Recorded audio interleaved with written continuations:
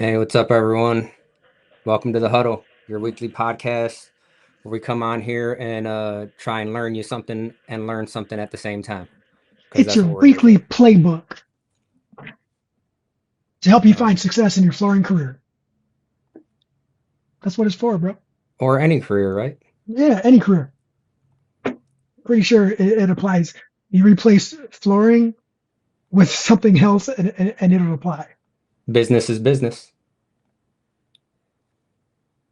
Get with it. So before we get started, I do want to thank the sponsors. So Divergent Adhesives, they got some great adhesives. We've used them in some of our classes, and yeah, I mean, We're using them on some of everyone. our projects too, though, right? We've Yeah, been we have. fortunate to I have mean, them on our we projects. used it in our office, so Oh, yeah. As a matter of fact, 100%. We did. I have it all documented too.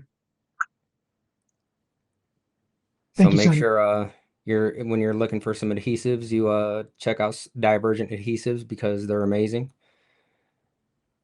And the NAFCT, um,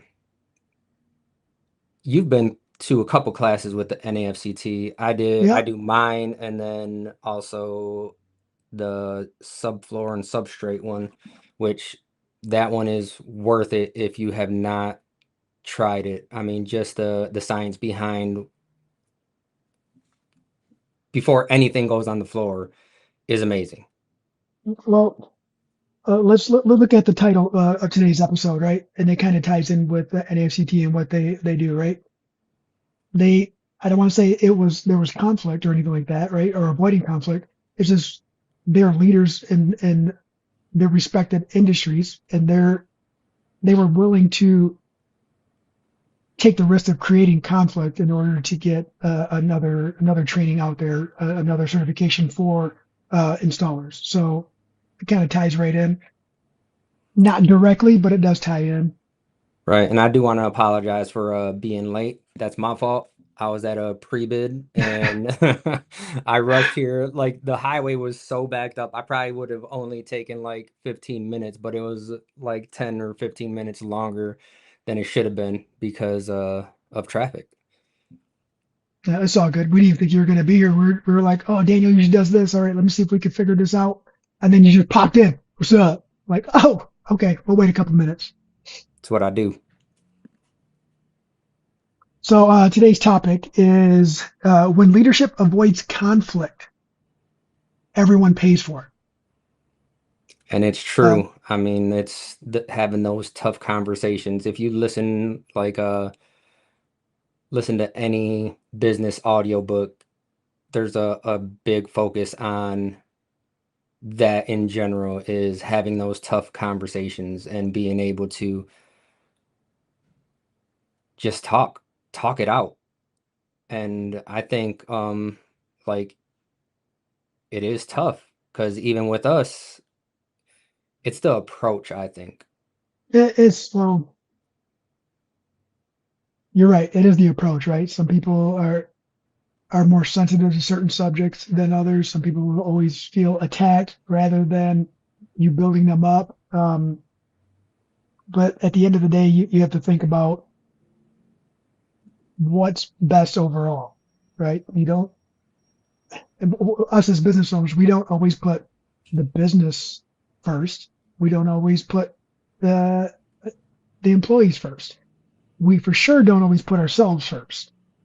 Um, but we try to think long term. We try to do our best to take care of any potential issues before they become issues. Are we successful? Nope. Look, it's like water. It's gonna all the faults will find a weak point A and weak exploit point. it. Yep, and it will be exploited. But um, the conversation, the hardest part about it is to start the conversation. You already know if leadership has to have a conversation or a discussion, or you know what's going south, you know what's not going great, you know what could be better. Um, the hardest part is starting the conversation. Yeah, Um, and by the time you have to have a conversation, I think both sides should have an idea that there needs to be something talked about.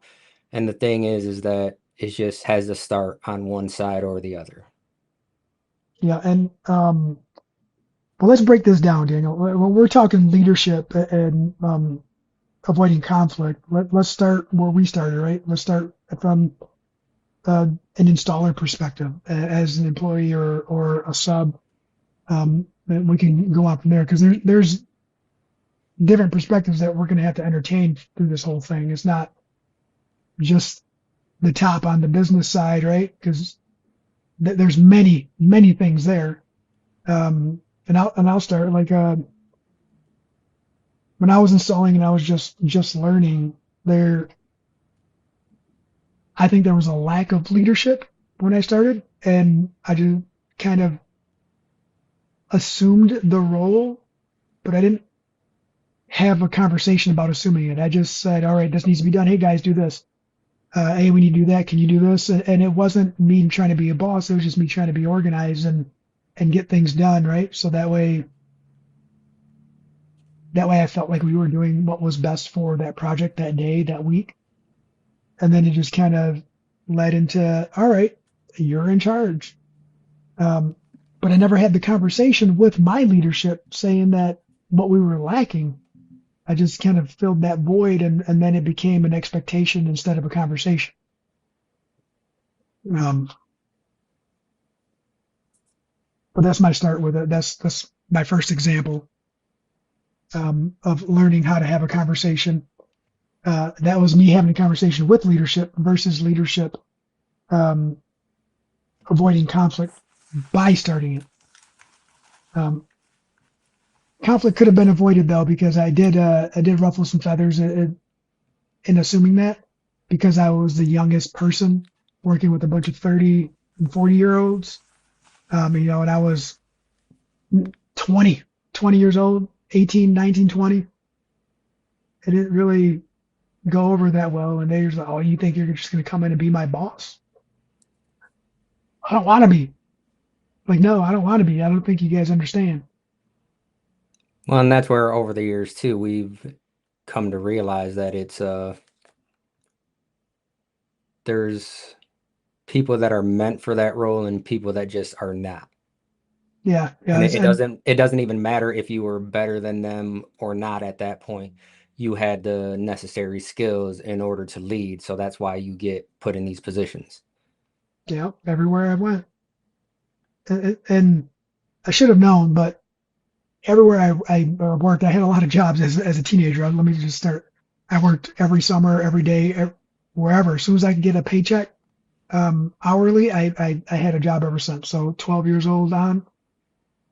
But everywhere I went, they always did that to me. And I did hate it when I was young, but appreciated all the mentorship from everybody else who believed in me when I was younger. Made me believe in myself, I guess. But even though I didn't want to do any of it, it still happened. I mean, that's the thing. It's when you're talking mentors, that's what a mentor is for, is to put you in positions that you didn't even realize or you didn't even want, and that's what they're there for, right? That's a true leader right there is creating other leaders.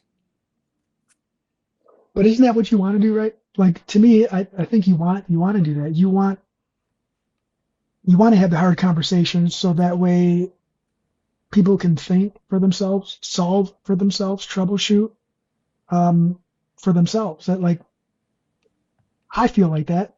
I know not everybody does, and everybody has that drive, like you said, but you don't know until you have a conversation, I guess, right? Mm. Well, you don't know until someone puts you in that situation. Well, there's that too. But you got on that one, Daniel. I think like you were talking about us in the beginning, and I mean even right now, and we tell you guys all the time on the podcast, it's getting things in place in order to have these conversations because I guess it doesn't even matter how big you are, right? It's just how, I guess, strong the business is or how advanced the business is. You have to have things in place when you need to have these conversations because it can't just, you can't do what you've always done.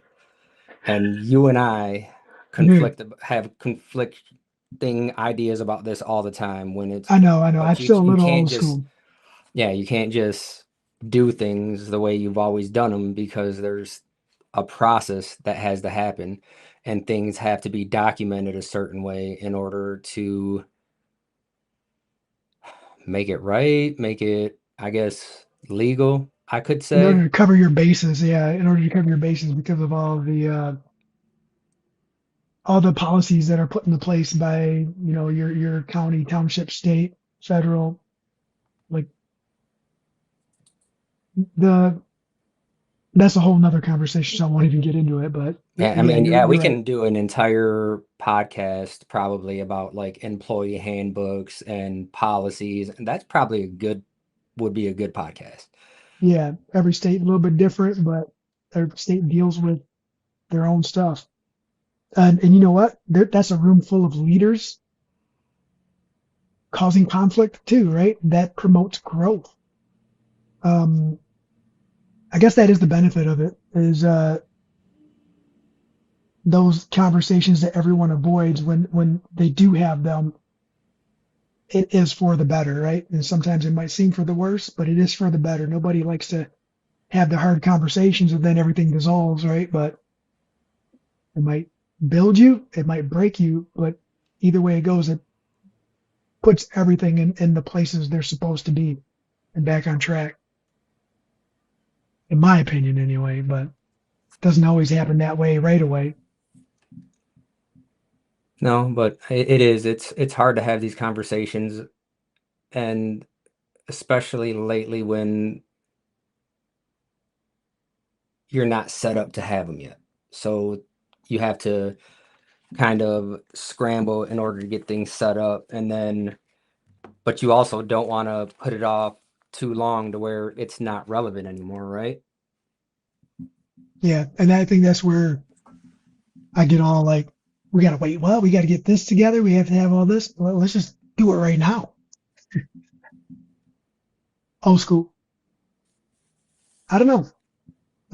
If there's anybody listening right now or anybody out there that can comment and give us some feedback or some scenarios that they've dealt with, that'd be phenomenal because we're still learning, right? And I want to learn from everybody else who has similar or even different experiences, so that way we can help find resolve for people who are afraid to talk too much, or don't approach it with the right process.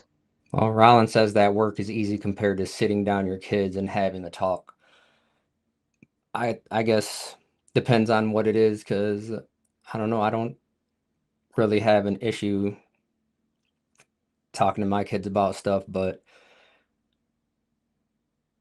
they're just easy like that. Like it's open communication at my house, and some people think that it's weird, but I mean, I will roll up around all the other parents at the school and start flipping my kids off and but that's Well, just the relationship we have, right? We can be open and especially, I mean, with Tanya can probably have those conversations better than I could, like, at least like the harder conversations or the I'm worried about this or I think I messed this up type of stuff before they come to me because she just has that motherly love, that nurturing side to where if you yeah, talk to me, I'm just there's a problem, here's the solution, how are we going to get there?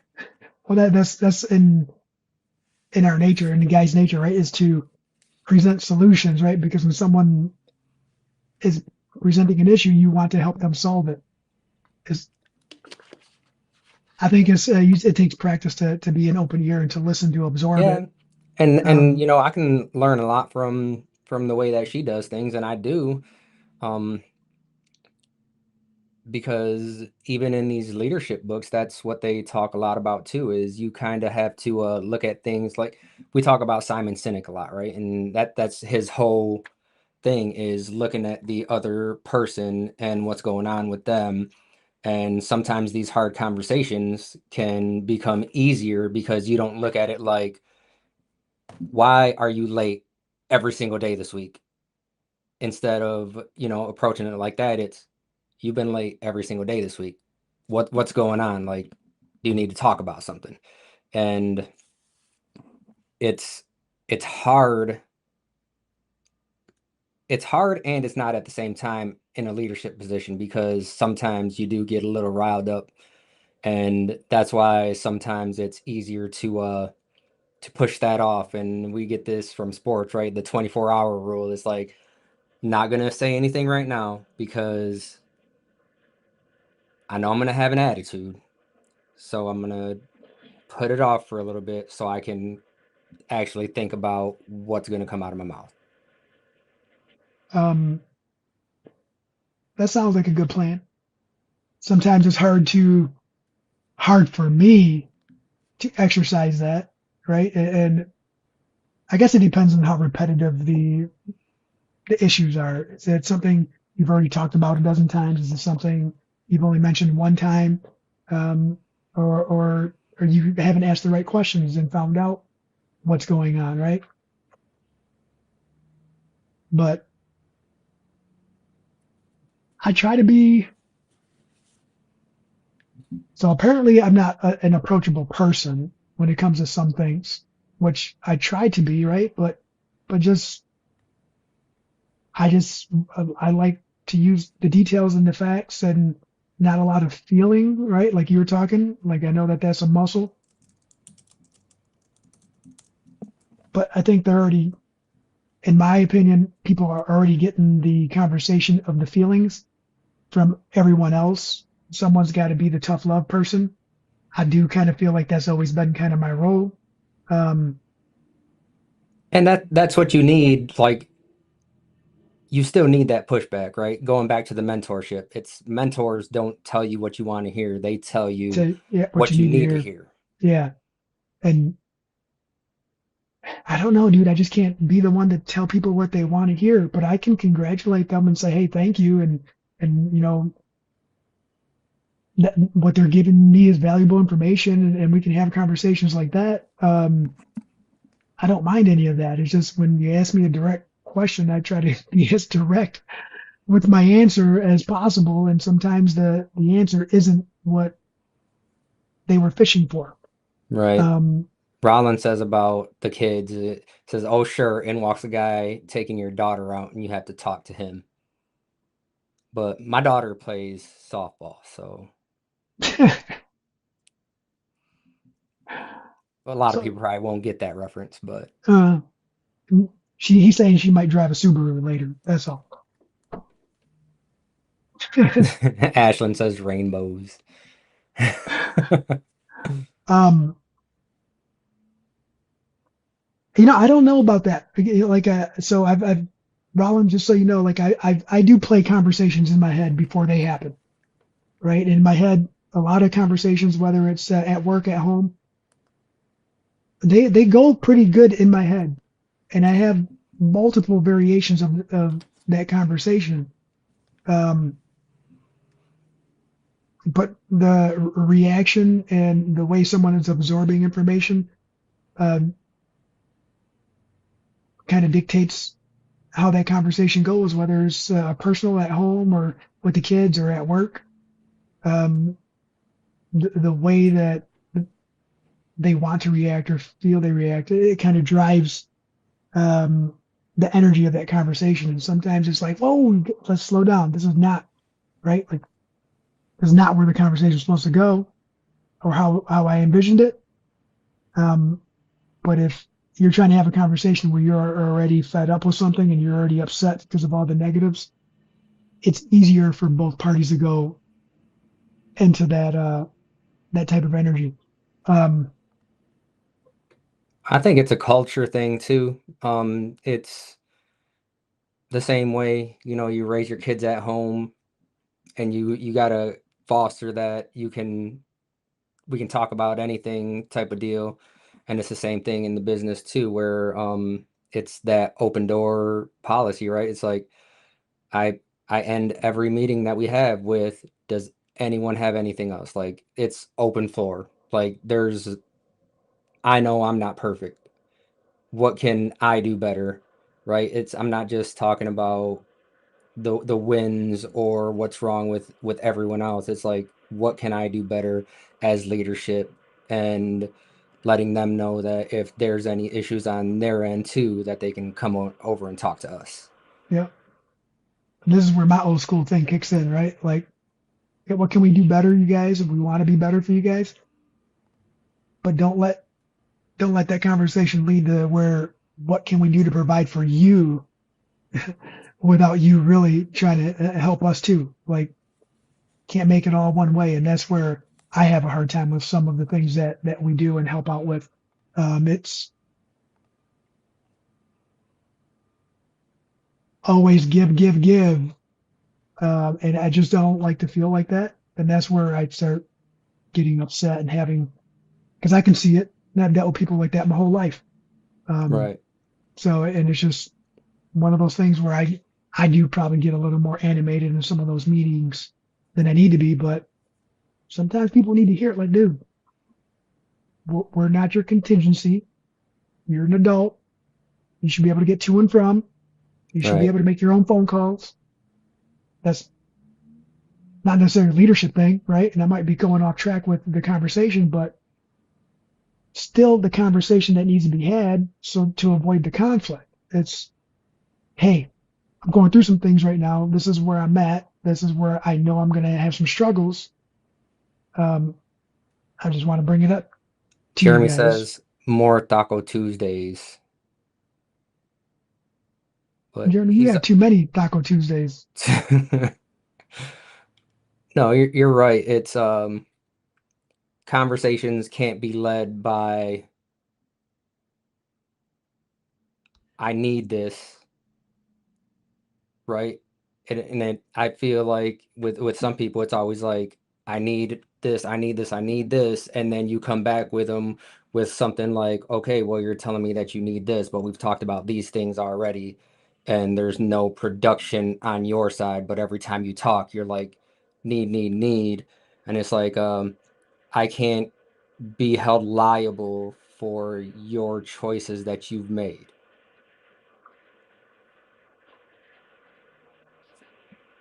Yep. Those are the Again, hard conversations. But that is a hard conversation because, again, you don't know what people are going through in their personal lives. All you know is the conversations that you have, right? So until you start having those conversations, and that's where, as a mentor, it's like, well, we can talk about it. I'm not saying that we can't get to where you want to get to, but we can talk about what it's going to take in order for you to get there. sometimes the journey is going to take a little bit longer than what people are willing to accept. And sometimes that conversation is going to be a lot harder than what people are willing to put themselves through. And But that's part of what we're dealing with today, as far as like the new generations, right? Because it was, everyone hated millennials, and then everyone hated Gen Z, and now Gen Alpha is starting to enter the workforce, and it's like, okay, well, I've listened to some leadership podcasts where people are like, this is the generation where you do have to start rewarding them before they do anything, because, and you'll love this one, right? It's the participation trophy type of stuff, where they think that they're going to enter and they're automatically going to be at a certain spot, where you have to go back to kind of like the boomers and the Gen X, where it was, I'm going to work and prove myself so that yeah, way we can get to a certain point. Now it's like, put me in that spot and then I'll work hard.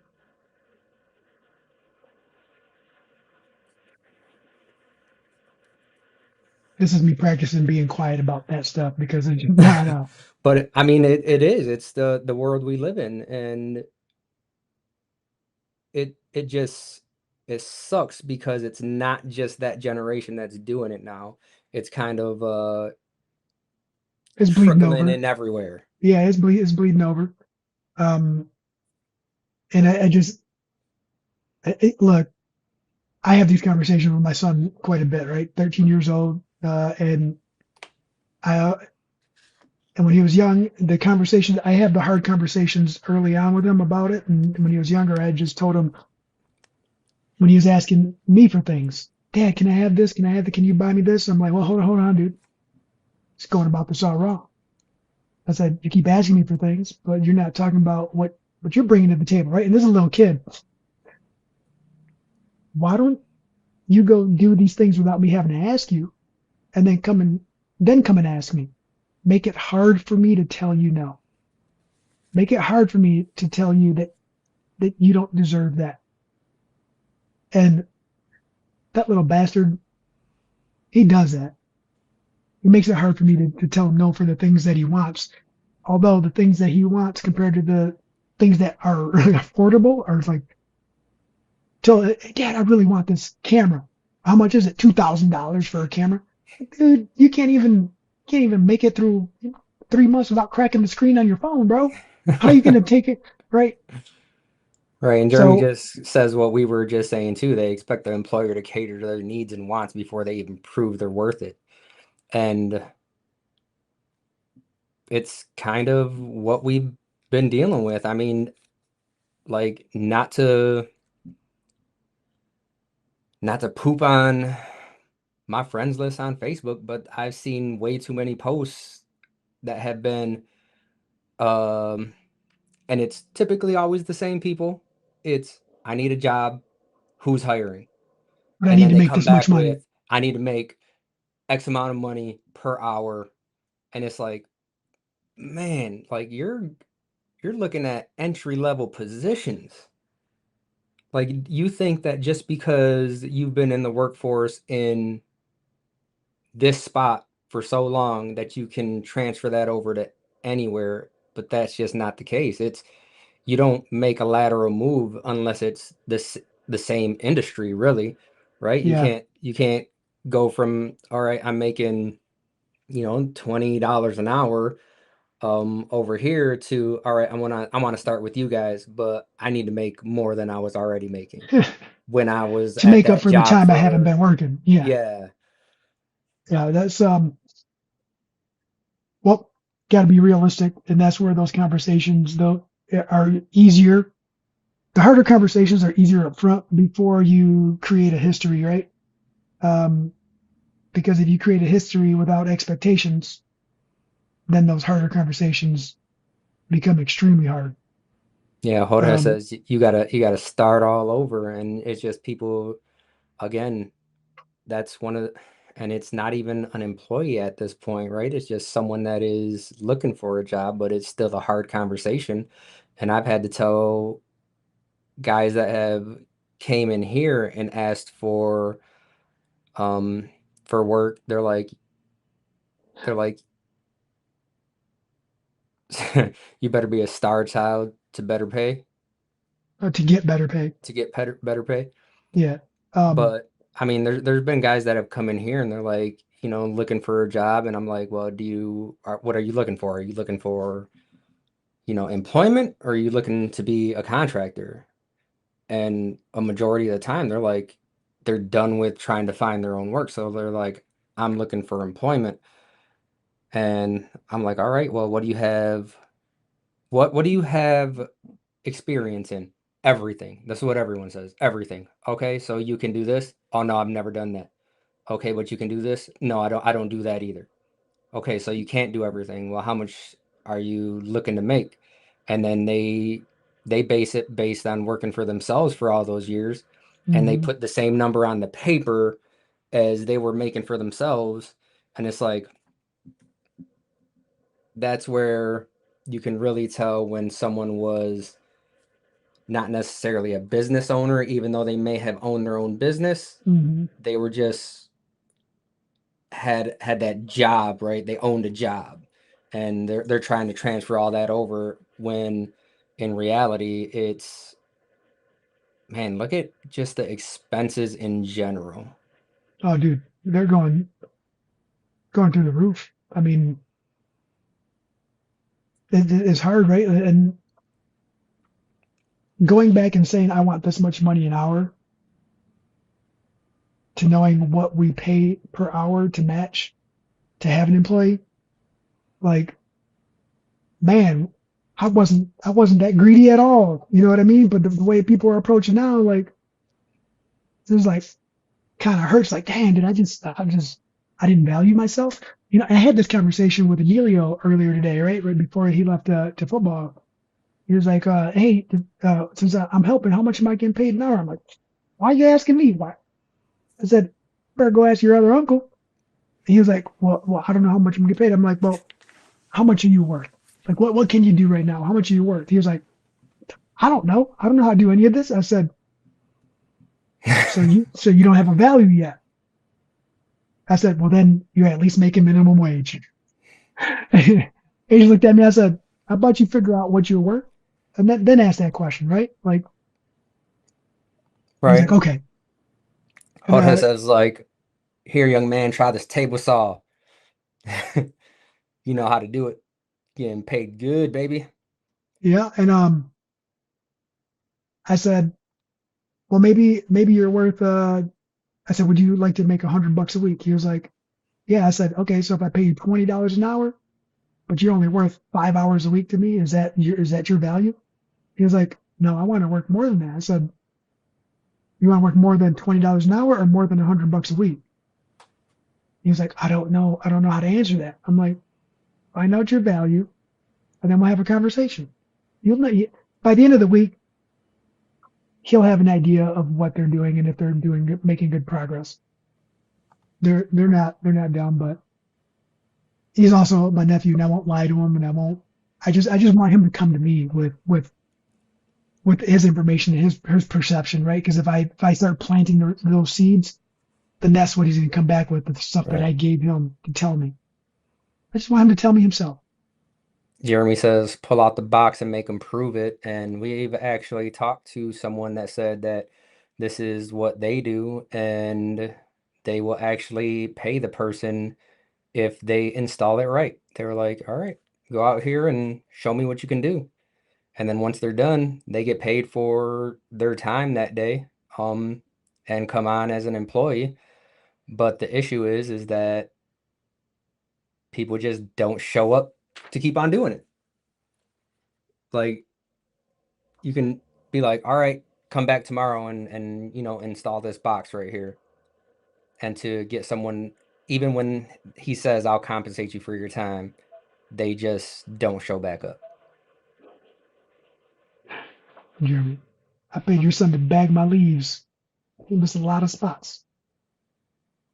And you made him I go back and do it right. I did. I did. It wasn't. Look, I don't mind my son wanting to earn his own funds, right, and wanting to help. He he wants to help and he wants to earn at the same time, right? That's a great combination. And I'm not gonna dismiss that part of him. So yeah, but it's like, dude, you got to go back and you got to make sure that when you walk away, you're doing a job. Like, no matter what you do in your career, you want to be complete, and you want to make sure that you're happy with it and they're happy with it. Sometimes nobody's happy. Sometimes only one side's happy. But um, I think my son felt like he was in a rush because we were dropping him off and picking him up, right? That wasn't me that was picking him up, making him feel in a rush. But use your time wisely. If you're there with enough time to do the job right, and you leave and it's still not done right, sometimes you got to go back. Said he's a worker. He is a worker. I think, is he? Oh, he had to go to practice, didn't he? No, no, they got all changed. He came back with the other Vatos with your son and Emilio, um, because they were almost done what they had to do anyway.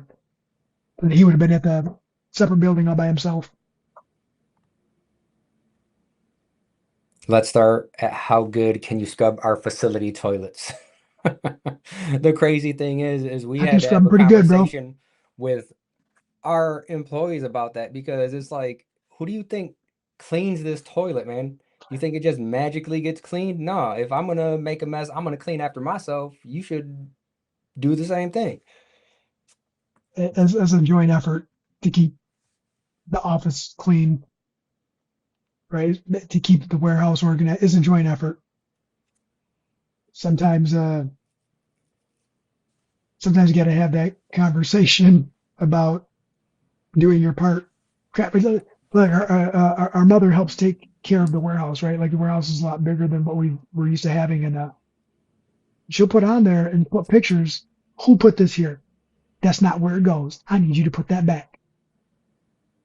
And I again, need, that's also a leadership thing, right? Because we still don't have things set in stone on where everything goes. I mean, she does, and she labels everything, so it should be foolproof, but there's still things that need to be done. Um, and yeah, that's the hard thing with leadership is that especially when you're as small as we are, it's we're trying to do everything and there's just not enough of us to go around. not enough time in the day to tackle all the tasks. That's for sure.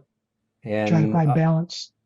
one of the things with these hard conversations is that people need to realize that accountability isn't punishment. That's one of our things that we talk about every week, right? It's you got to hold yourself accountable for these things, and it's not you can't.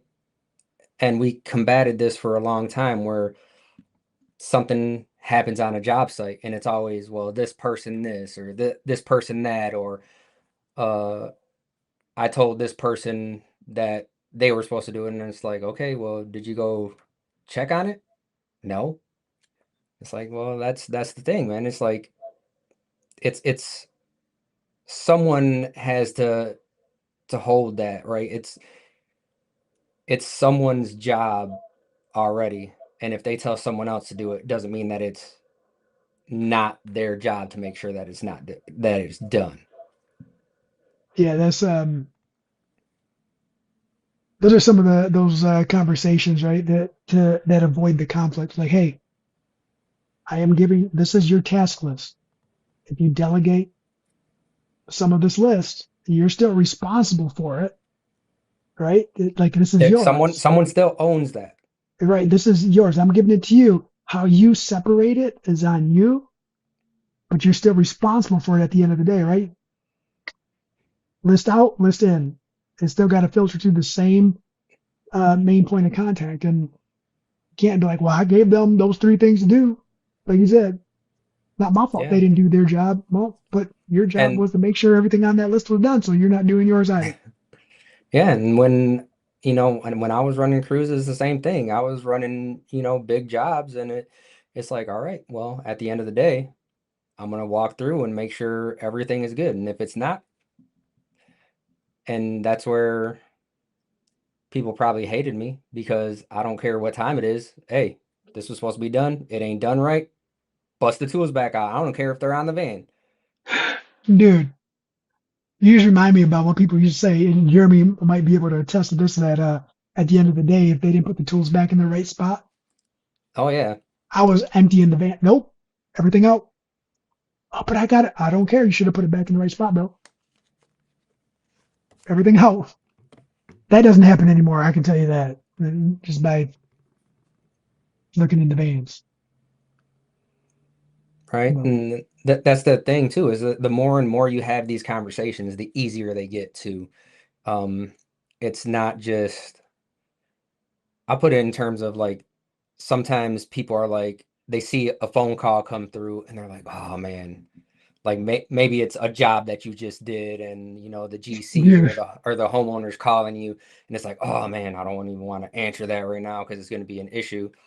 It's like, dude, just answer the phone. It's like these conversations don't need to be like that, because I think that's why a lot of people like working with us, is because I'll answer the phone and I'm like, hey, what's going on? If there's an issue, all right, let me see when we can go back over there and fix it. It's not it's never like, oh, I'm trying to avoid this. And the crazy thing is that we've worked with other people that do try to avoid that. And then every time you have these conversations, it's always excuse, excuse, excuse instead of, all right, let me just go take care of this and make sure everything is good. Yeah, is when you have more of the conversations, whether you're leading or you're the recipient of the conversation of these um, the things that need to be talked about, right? Whether it causes or conflict or to avoid future conflict, you find it's so much easier to just say, yeah, you're right. Um, my bad. What like, all right, what's next? What can we do to avoid this happening again? What can I do to be better? What am I missing? Hey, you told me already. You're right. I keep missing it. What do you do to make sure you're not missing it? Right? Like those are that's what ends up happening through some of these when you get so used to working through issues and not viewing it as an attack rather than a moment to build. It does get easier, and you do have conversations like that, and they can go really well. Um, they can go really well. I like you again. Like you said, right? Like a couple projects not going so well, and every time the phone rings and says name on it, you answer, and there's always something wrong. And then that last time, like one of the recent projects, phone rang, and I looked at it, I was like, now what? Right? And it was nothing bad that we did or our guys did. It was like the whole scheduling thing and back and forth and with the client and them just not holding up their end, right? So I was like, all right, maybe I'm overstepping by saying this is unacceptable, Mr. and Mrs. Client. We've already had this conversation. Get a phone call. It's like they said thank you. They loved everything. Everything looks great. And just like Well, you just had a good point right there too. Sometimes it's not always, leadership going down. It's leadership looking at clients and having those conversations too. It's not, I mean, up till this point, we've been kind of focused one way, but it's also that way as well when it's difficult conversations with the clients when you're like, listen, we agreed to do this project. We laid it out like this. You're not doing your end of the deal. right. And maybe not say like you're not doing the end of the deal. I forget how I put it on there. I just I mean I kind of did it like that, but it's like if there was something that was misunderstood, please let me know where that disconnect happened so that way we can find some resolve now. Um,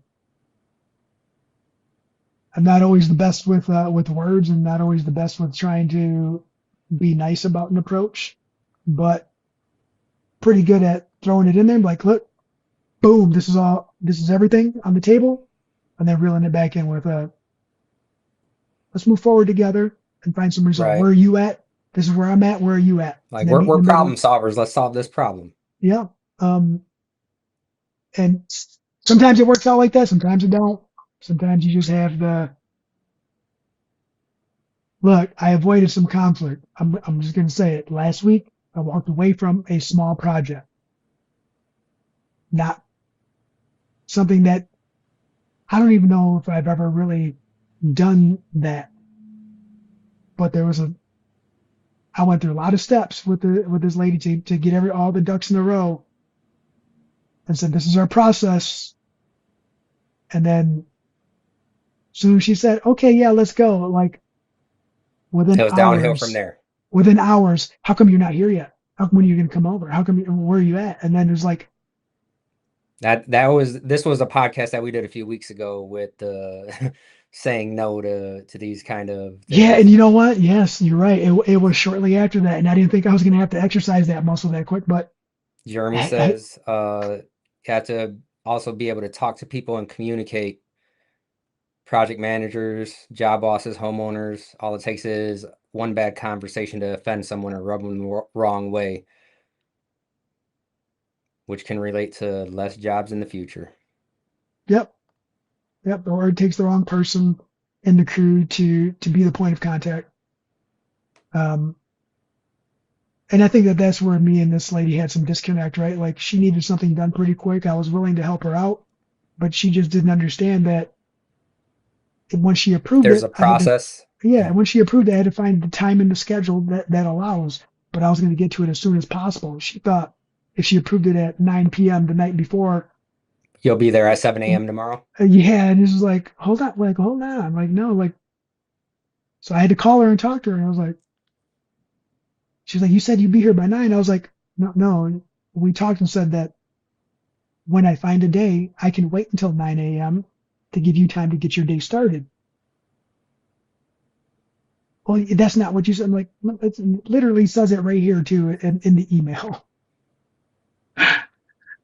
I'm so sorry. I don't think that I'm the right person for you, and I think we're gonna have to separate paths here. I do apologize, and I felt bad. She's like, I got to start all over again. I was like, I don't think it's gonna work out. Like you have a level of expectations that I cannot conform to, and I would just prefer not to have a relationship that's built on you already being unhappy with our services.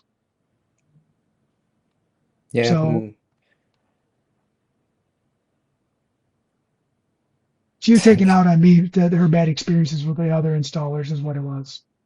Jeremy says he remember when you joked with a bank manager. She wanted us off the job site, so we left and went to B-Dubs. I do remember that too. I just got to the job. Dude, it was a joke too. I know, dude. That was a joke too. It was like, ugh, why do these guys keep disappearing? I said, are they really that lazy?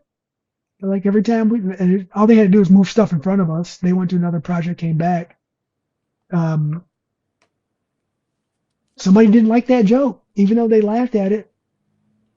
You know, and you're right. That was a conversation, and I got us booted from a project. And we were just helping somebody. We were helping a friend of ours. It wasn't even like we were just there helping. It wasn't anything other than that. And yeah, it was the B Dubs is probably the better choice anyway. Yeah. So I to wrap things up, I think what people need to realize is that leadership isn't a popularity contest either, right? It's when you are a leader, it's your job to run towards that conflict and then start looking at some resolve right away. Um, and sometimes that isn't the conversation right away. It's looking at everything from different perspectives and going about the right way to solve things and letting people know that, I'm this conversation may not go the way that you think it was going to go, but it's going to be a conversation nonetheless. Yeah, and to add on to what you just said about the leadership, it's sometimes it's a group coming up to you because they view you as a leader to speak for them, right? And it's a collective, and sometimes you have to find a way to bring their points to the surface to find resolve as well, even if they're not willing to say it themselves or I mean, they just don't know how or want to it's the avoid the same conflict. way when I teach classes, I go in there and I'm like, I don't know everything. So if you know a better way, let me know. And that's why we have these conversations. It's not just my way or the highway for the most part. I mean, sometimes it's gonna be like that. But for the most part, like it's a collective. So we're not just here. I mean, just all the things that can happen when you try to avoid it, it just becomes too costly. I mean, profit loss, employee retention, Right? clients getting angry. It's the list goes on and on.